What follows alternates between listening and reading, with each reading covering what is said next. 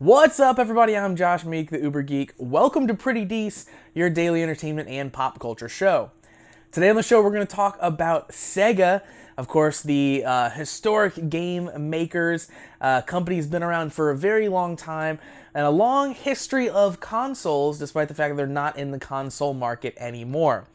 In fact, one of their consoles, probably their most popular console, the Genesis, or the Mega Drive as it was known outside of the United States, is coming up on its 30th anniversary. And as part of the 30th anniversary, Sega announced that they are putting out a mini version of the console that is going to be similar to the NES or Super NES Classic. So they're really trying to get in there and get some of that market share that Nintendo has found to have existed, and that people want these retro consoles. They want that kind of nostalgia-focused play, and they want a self-contained little unit that they can plug into their TV and play all the games they remember from their childhoods. This is going to be called the Mega Drive Mini, assumedly the Genesis Mini when it comes to the United States. It's coming to Japan first, and then US and other territories later this year. So what exactly is this thing? What's underneath the hood? It is this adorable looking little Genesis console, but what is actually powering it, and what will it be like to play it? So this is going to be powered by AtGames' technology. AtGames is a company that you maybe have heard of, and unfortunately that's where things start to get a little worrying as well. You see, AtGames has been producing consoles, these Flashback consoles, for Sega for a little while now. They've done several different revisions of these Flashback consoles. And last year's version, they really kind of went the extra mile. They tried to do what Nintendo is doing with their classic consoles, but they didn't quite get there. Really, the system just felt very cheap all around, just sort of top to bottom. It didn't feel like they really had the quality there that Nintendo does with their versions. It had a poor user interface, it had pretty bad emulation, it had inaccurate sound, it had typos in it, and it was missing some of the key games that are in the Genesis library that you would want to see on a device like this.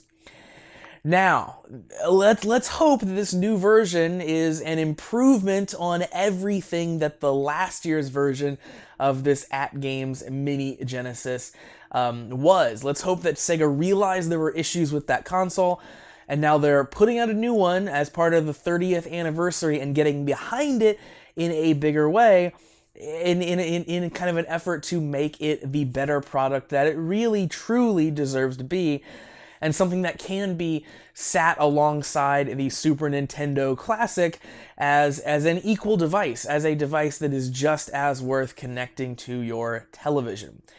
The actual box itself certainly is really awesome looking, and let's hope that the kind of the UI and all of the inner workings are equally as well done.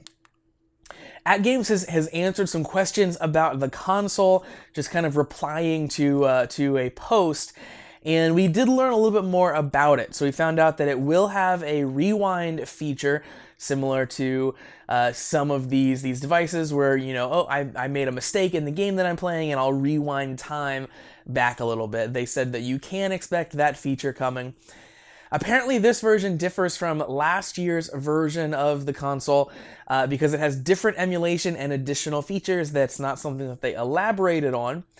And while the Japanese version that we've seen so far has no cartridge slot, they say that other territories, including the US version, will have a cartridge slot, which means that you will be able to put your original Genesis games into the device and play them, which I think is a massive, awesome feature that I'm very excited that they are keeping around. That is one of the cool things about the AtGames Flashback consoles, is that you can just stick Genesis cartridges in that thing and play it. And, for anyone who still has those games laying around, like me, that is a very, very welcome addition.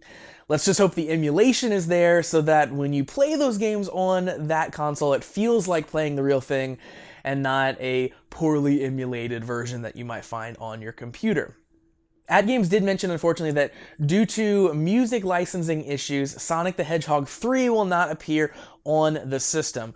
That's a massive black eye as far as I'm concerned, because Sonic 3 is arguably the best game on the Sega Genesis. So not having maybe the best game on the system is going to be kind of a bummer on your sort of retrospective mini console. So, Sega, you have hurt me before with these consoles. These Flashback consoles have been a disappointment despite the fact that they should be amazing. There's so much that you can do.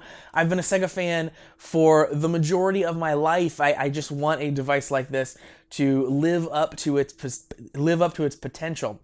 So here's hoping that Sega actually finally realizes that, finally gets behind these consoles instead of just licensing them out and then not caring, and actually puts out a device that is worth playing and worthy of the name Sega Genesis. But we will find out later this year when the device comes out. So that's going to do it for Pretty Dece for today. Thank you very much for joining me on the show.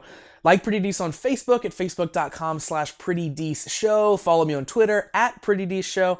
And subscribe to the YouTube channel. You can find that at PrettyDeceShow.com/video. So make sure you are checking that YouTube channel every day, along with the podcast, and subscribing in the Anchor app so that you never miss any of the content.